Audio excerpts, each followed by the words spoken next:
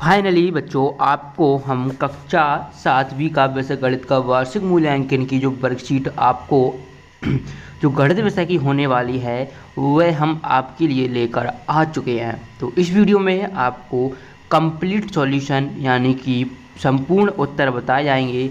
ये आपका कक्षा 7वीं का विषय गणित का यहाँ पर जो वार्षिक मूल्यांकन वर्कशीट है, जैसा कि अभी आप संस्कृत विषय का देकर आए होंगे और आपने अच्छा पेपर करके आए होंगे। तो सभी बच्चे कमेंट बॉक्स में बताएं कि आप संस्कृत विषय का कितना नंबर कर आए और अपना नाम लिखें। जितने भी स्टूडेंट हमारे चैनल से जुड़े हैं वह कमेंट करके बताएं कि सर कैसा आपका पेपर कैसा गया, वो आपको बताना है। तो चलिए इस वीडियो में हम आपके लिए लेकर आ चुके हैं विषय गणित का कक्षा 7वीं का पेपर। तो चलिए कौन कौन से क्वेश्चन आपके एग्जाम में आएंगे वो मैं आपको बता देता हूँ। छात्रों, तो मैं बता दूं, मैंने जो क्वेश्चन पेपर है वो लिख कर रखा हुआ है। आप जानते हैं कि कॉपी कर लिए जाते हैं हमारे चैनल से, तो इसलिए अब आपको यहाँ पर ये वीडियो देखना है पूरा। ये बिल्कुल रियल क्वेश्चन पेपर है, यहाँ पर आपके एग्ज़ाम में जो आने वाला है इसको पढ़कर जाना है। इसमें जो क्वेश्चंस बताए गए हैं आपके एग्ज़ाम में आएंगे, है ना। तो देखिए पहला आपका एक प्रश्न है। अब आपको क्या करना है, आपको प्रश्न ऐसा नहीं रहेगा कि आपको सीरियलिटी से 1 से लेकर 24 तक बताया जाएगा। अब आपको देखना है ये प्रश्न आपको पेपर में कौन सा प्रश्न आपको ये मैच करेगा, ठीक है। तो प्रश्न आपसे पूछा जाएगा घनाकार ठोस आकृति में कितने शीर्ष किनारे फलक होती हैं, ठीक है। तो आपसे यहाँ पर सिर्फ क्या पूछा है कि घनाकार ठोस आकृति में कितने शीर्ष किनारे फलक होते हैं। तो शीर्ष कितने होते हैं बच्चों, 8 होते हैं। ओके, फलक कितनी होती हैं, 6 होते हैं। और किनारे यानी कि किनारे कितने होते हैं, 12 होते हैं, जबकि कोने कितने होते हैं, 8 होते हैं। तो इस तरीके से आप इस प्रश्न का उत्तर कर लोगे। आपको ऑब्जेक्टिव भी मिलेंगे, वीडियो को पूरा देखोगे तभी आपको कंप्लीट सॉल्यूशन समझ में आएगा। और बच्चे बता दें कि जो भी हमें इंस्टाग्राम पर मैसेज करते हैं उनको पहले ही 1 से 24 तक क्वेश्चन मिल जाते हैं। जैसे कि आपको पता है कि संस्कृत पर मैंने 21, 22, 23, 24 बहुत लेट डाले थे, लेकिन जो भी स्टूडेंट्स इंस्टाग्राम पर हैं मेरे साथ उनको सबसे पहले वहीं पर मिल जाते हैं। तो जाइए, अभी तक आपने मुझे फॉलो नहीं किया है तो फॉलो कर सकते हैं, लिंक आपको डिस्क्रिप्शन बॉक्स में दी गई है। अब देखिए प्रश्न दिया गया है पहला, इसमें 3m-14 = 4 को हल कीजिए, ठीक है। तो चलिए इसको हल करते हैं। और इसका दूसरा है 4m-3 = 4, ठीक है। पहला देखिए बच्चों 3m-14 = 4 है, तो इसको हम सॉल्व करेंगे। 3m बराबर ये इधर आएगा तो 18 हो जाएगा, m बराबर 18/3, यानी कि m बराबर कितना आएगा, यहाँ से काट देंगे, m बराबर आपका आंसर आएगा 6। ओके, अब देखिए इसी का दूसरा क्या है, 4m-3 = 4। तो 4m-3 का इधर है तो ये प्लस में हो जाएगा, 4 3 7, तो m बराबर क्या होगा, 7/4 आंसर हो जाएगा।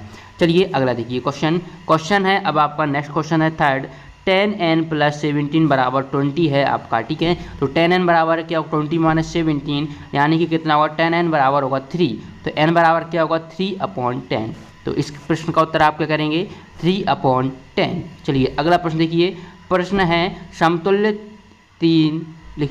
लिखना है आपको, 3 समतुल्य लिखना है, ठीक है। यहाँ पर आपको देखिए पहला दिया गया है -2/7, दूसरा है 5/-3, और यहाँ पर 5/-3 को आप समतुल्य में लिखोगे तो ये आपका यहाँ पर लिखा हुआ है ये, तो इसका होगा 1 × 1 5/-3 पहला हो जाएगा, 2 × 2 5 दूनी 10 और -6 ये आपका दूसरा हो जाएगा, 5 × 3 -3 × 3 ये आपका तीसरा हो जाएगा समतुल्य, ठीक है। इसके बाद आप चाहो तो आप कर सकते हो 5 × 4/-3 × 4, ये आपका चौथा हो जाएगा।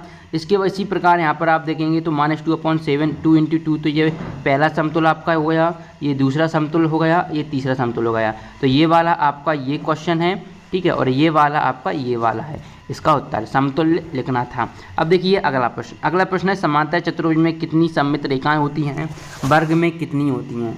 ओके, तो 2 क्वेश्चन आपसे यहाँ से पूछे जाएंगे। तो आप लिखोगे आयत और समचतुर्भुज में 2 सममित रेखाएं होती हैं, जबकि वर्ग में 4 सममित रेखाएं होती हैं। अगला प्रश्न देखिए, न्यून पूर्व विधि द्वारा हल कीजिए। तो ये 31 × 39 है और 87 × 999 है, ठीक है। तो ये किस तरीके से सोल्व होगा, यहाँ पर देखिए 87 को हम क्या लिखेंगे, 87 - 1, तो ये हो जाएगा 86। तो 90 यहाँ पर 999 आप यहाँ पर करोगे, 999 में से आप -86 करोगे तो कितना आएगा, 913। तो 86 913 आपको यहाँ पर लिख देना है, यानी कि उस संख्या में से एक एक कम करके लिखना है, ठीक है बच्चों। चलिए अगला प्रश्न देखिए। अब आप अगला प्रश्न देखिए, निम्नलिखित व्यंजकों को मान आपको लिखना है, ज्ञात करना है। तो यहाँ पर आप देखिए, और बता दूँ ये लास्ट वीडियो है, अब आपको पार्ट 1 पार्ट 2 पार्ट 3 करके नहीं डाला जाएगा, यही लास्ट वीडियो है। अगर आपने ये वीडियो पूरी देख ली तो आप पूरे में से पूरे नंबर ले आओगे। निम्नलिखित व्यंजकों के मान x बराबर 2 के लिए ज्ञात कीजिए। यहाँ पर आपको x + 4 5x - 3 और 2x + 3 और 5x - 7। तो ये पहला क्वेश्चन है, ये दूसरा, ये तीसरा, ये चौथा क्वेश्चन है, ठीक है। अब देखिए पहला क्वेश्चन x + 4 है, तो यहाँ पर अब हम देखिए x बराबर 2 रखेंगे तो 2 2 4 हो जाएगा। इसमें 5x - 3 है, ठीक है। तो x बराबर 2 रखेंगे तो 10 - 3 यानी कि 7। यहाँ पर होगा 2x + 3 में तो 2 × 2 + 3 यानी 4 + 3 7। इधर देखेंगे 5x - 7 है ना, तो 5 × 2 - 7 एंड 10 - 7, तो आंसर आएगा 3। चलिए अगला देखिए, 5 क्रमागत पूर्ण संख्याओं का माध्य ज्ञात कीजिए। यहाँ पर आप देखेंगे तो 5 पूर्ण संख्याएं, तो 1 2 3 4 और 0 है ना। तो स्टूडेंट आप ध्यान देखना, 5 क्रमागत पूछा है, ठीक है, तो यानी क्रम के अनुसार आना चाहिए। आप इसको ऐसे करोगे तो अगर 1 2 3 4 और 5 इनको जोड़ोगे क्रम आगत, तो देखिए 5 4 9 9 3 12 2 14 और 1 कितना होगा 15, ठीक है, 15/5। तो ऐसे आपका 3 आएगा, ठीक है। और ऐसे कि 0 करोगे तो आ रहा है अब, तो आपको ये 15/3 ही 5 करना है, इस तरीके से आपको 3 आना चाहिए, ठीक है। ये गलत हो गया है। अगला देखिए, प्रथम 10 पूर्ण क्रमागत संख्याओं का माध्य क्या होगा, है ना। प्रथम 10 पूर्ण संख्याओं का माध्य आपको बताना है। तो अब आपको 10 संख्याओं का पूर्ण क्रमागत संख्याओं का जो कि पूर्ण हों, ठीक है। तो यहाँ पर आपको जो पूर्ण क्रमागत संख्या दिख रही हैं, इसका आपका ये माध्य निकल कर आ रहा है। इसके बाद अगला प्रश्न देखिए, पाइथागोरस की प्रमेय लिखिए। तो यहाँ पर आप लिखोगे पाइथागोरस की प्रमेय होती है कर्ण का वर्ग बराबर लंब। अगर आपका ये ट्रायंगल है, त्रिभुज है, इसमें आपकी जो AC भुजा कर्ण है और ये BC आपका लंब है और AB आधार है, तो क्या होता है कर्ण यानी कि AC का स्क्वायर बराबर होता है BC यानी लंब का स्क्वायर प्लस आधार का स्क्वायर। ये आपका पाइथागोरस प्रमेय होती है। इसके बाद देखिए, आयत के परिमाप का सूत्र, तो ये होता है 2 कोष्ठक लंबाई धन चौड़ाई। इसके बाद देखिए, राज 1 घंटे में 1/7 काम करता है, तो 9/7 घंटे में कितना काम करेगा। तो राज द्वारा 1 घंटे में किया गया कार्य 1/7, तो 9/7 घंटे में किया गया कार्य, तो ये होगा 9/49। अगला देखिए, मोहन द्वारा 1 घंटे में 1/8 काम करता है, तो 10/11 में कितना काम करेगा। तो देखिए मोहन द्वारा 1 घंटे में कितना करता है 1/8, तो 10/11 घंटे में कितना करेगा 10/88। इसके बाद अगला प्रश्न देखिए, मीना अपने वेतन से रुपये 4000 बचाती है, यदि वह उसके वेतन का 10% है तब उसका वेतन क्या होगा। तो मीना का वेतन कितना है x रुपये है, तो 4000 रुपये बराबर x रुपये का 10% होगा, तो 4000 बराबर x × 10/100, तो x बराबर क्या होगा 4000 × 10 यानी कि 40,000। अगला देखिए अगला प्रश्न है, रमेश अपने वेतन से रुपये 500 बचाता है, यदि वह उसके वेतन का 20% है तब उसका वेतन क्या है ना। तो ये प्रश्न देखिए, रमेश का वेतन x रुपये है, तो 5000 का x रुपये का 20% यानी कि यहाँ पर आपको देखिए ये कितना है आपका 5000 है, ठीक है। तो बच्चों यहाँ पर आपको क्या लिखना है 5000 लिखना है, 5000, ठीक है। x का 20/100 है, तो अब ये आपका यहाँ पर 5 करना है, 5000 × 10/2, ठीक है, क्योंकि 10 एकम 10, 10 दूनी 20, सॉरी ये 20 है आपका, ठीक है।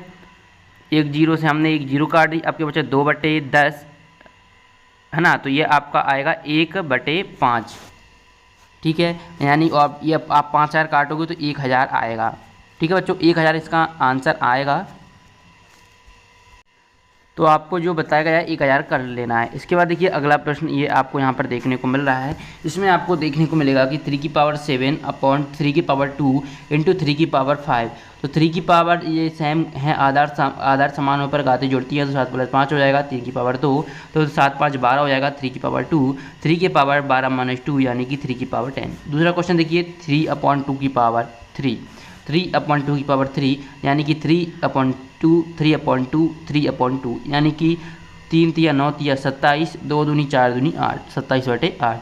अगला देखिए 3 की पावर -5 × 3/7, तो -5 + 7, तो माइनस ये प्लस का 2 होगा, 3/2 यानी कि 9। तो इस तरीके से आपको ये सॉल्व कर लेना है। ऐसे ही आपको ये क्वेश्चन पेपर आपके एग्जाम में आएंगे तो इनको याद कर लेना। अब आपको और क्वेश्चन नहीं मिलने वाले और वीडियो भी आपको नहीं आएंगी। कोई भी डाउट हो तो आप मुझे फिर मैसेज कर सकते हो इंस्टा पर। चलिए मिलते हैं नेक्स्ट वीडियो में, धन्यवाद।